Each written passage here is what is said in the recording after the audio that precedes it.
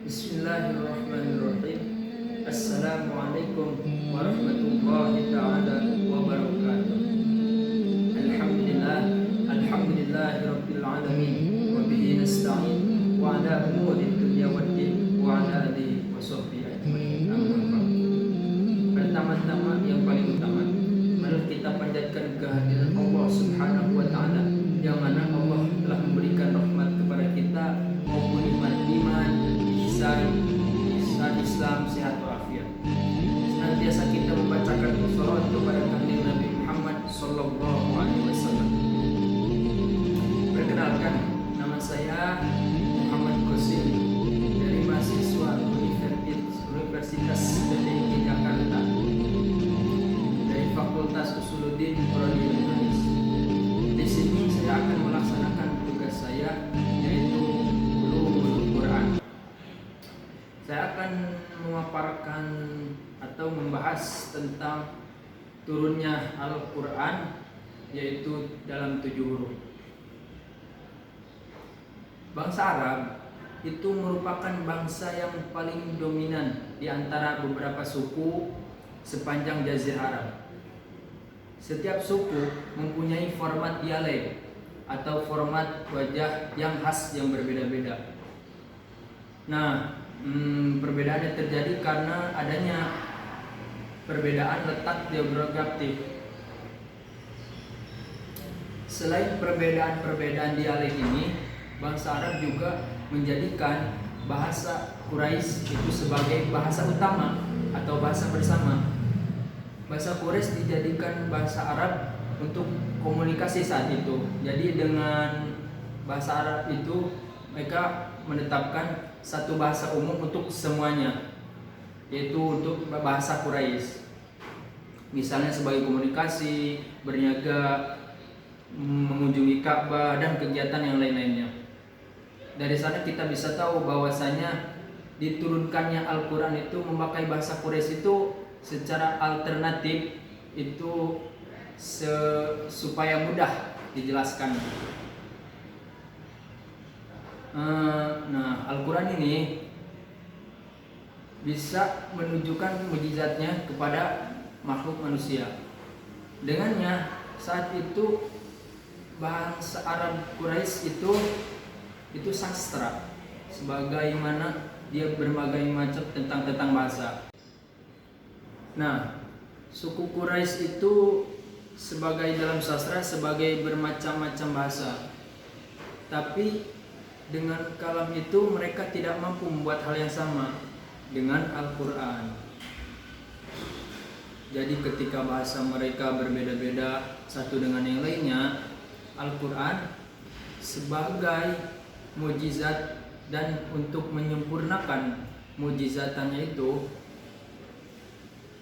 maka turunlah Al-Quran dalam bahasa yang utama ini, yang tadi bahasa Quraisy itu, dan mudah dipahami serta dihafal oleh manusia.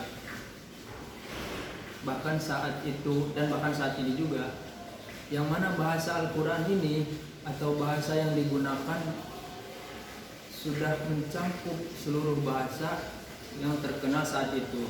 Jadi sudah mencakup berbagai macam bahasa dan sudah menjadi salah satu tanda kemujizatan Al-Quran. Nah, kita langsung lanjut ke 7 huruf tersebut.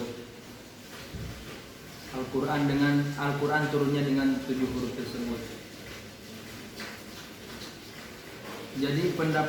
Jadi ini pendapat ini tidak hanya satu, melainkan ada 6 pendapat. Ada sebuah hadis yang diriwayatkan oleh Ibnu Abbas radhiyallahu anhu, sungguhnya ialah berkata bahwa Rasulullah SAW bersabda, Jibril telah membaca Al-Quran kepadaku dengan mempergunakan 1 huruf, kemudian aku mengulanginya sampai akhirnya Jibril membacakannya dengan 7 huruf.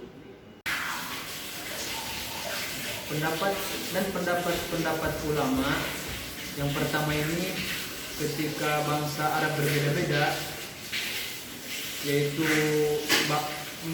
maknanya satu tapi cara mengungkapkannya berbeda-beda. Dan Al-Quran turun dengan sejumlah lafaz sesuai dengan ragam masing-masing, tetapi maknanya tetap satu, maknanya tetap sama satu.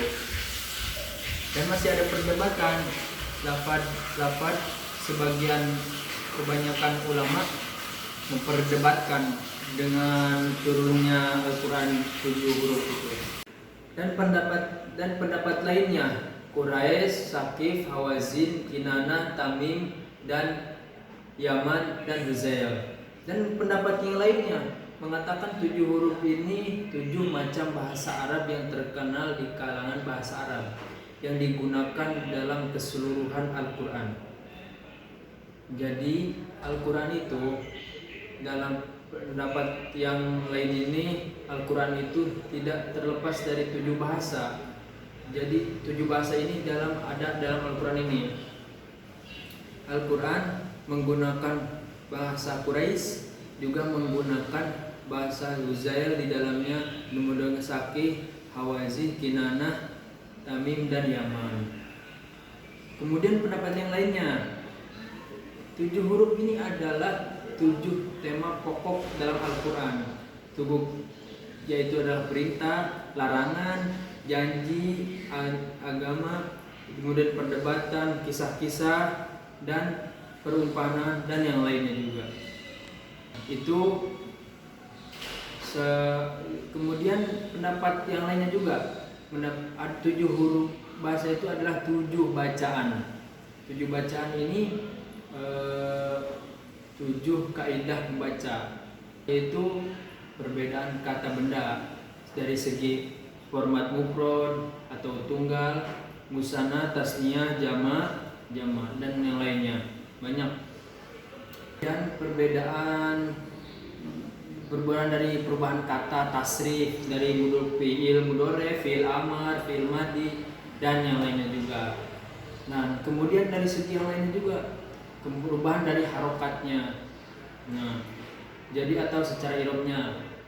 Kemudian dari pengurangan atau penambahan. Nah, cukup sekian dari saya video ini.